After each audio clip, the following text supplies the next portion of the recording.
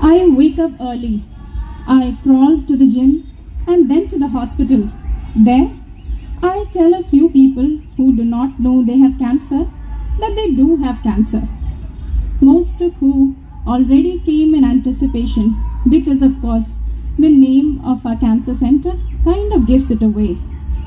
When they reluctantly step in, half in anticipation that I might smile at them and say, "Of course, this isn't cancer.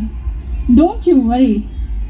Drink some water and a teaspoon of lemon juice with honey drops and it will all go away."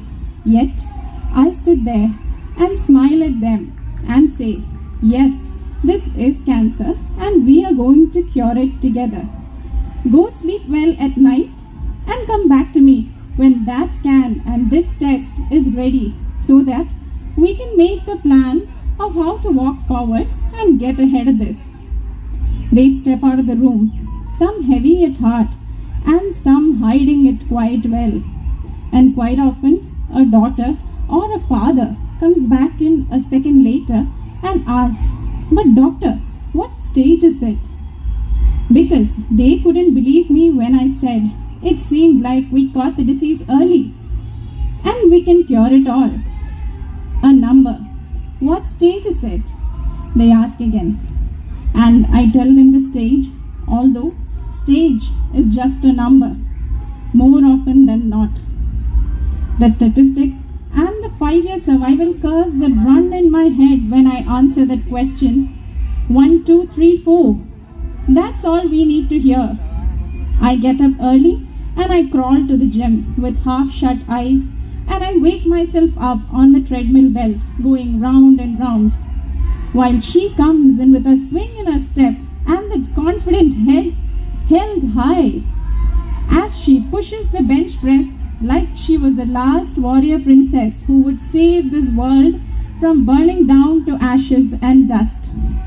I lift my head from my push-up, catch her energy wafting in the air, and I correct my posture, then my attitude. Now I'm happier pushing, boldly lifting the weights that I thought I could not. I come to the hospital, tell people they have cancer and that we can cure it. 1, 2, 3, 4. "What stage is it, doctor?" I tell them the stage.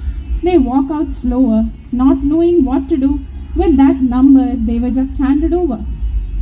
Some days, when a number 4 walks in, cheerfully after surgery and maybe chemo, sometimes with the disease and sometimes without it, we all smile inside the doctor's room. Yes, sometimes stage is just a number. I wake up early. I crawl to my gym. Warrior Princess is early today, pushing and jumping and pulling up herself on those black metal bars.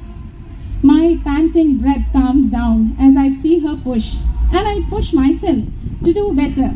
On my way out, she asked me where I'd been the last whole month. "Conferences," I said, quite a long gap, and smiled at her sheepishly. "Oh, where do you work?" And I tell her where I work. Her eyes rolled up, and a smile slowly curls around her lips. "I was a patient there 9 years ago. Now it's just a yearly follow-up. See you there next month when I come for my mammogram." I walked out of the gym, wondering what stage her cancer was. Years of seeing cancer survivors break boundaries and laugh their hearts out at my poor jokes in between review conversations had not prepared me for that moment. My inspirational warrior princess had probably once asked the same question, "What stage?" Now years later, when she pushes her dumbbells at me every morning, echoing again that stage is just a number.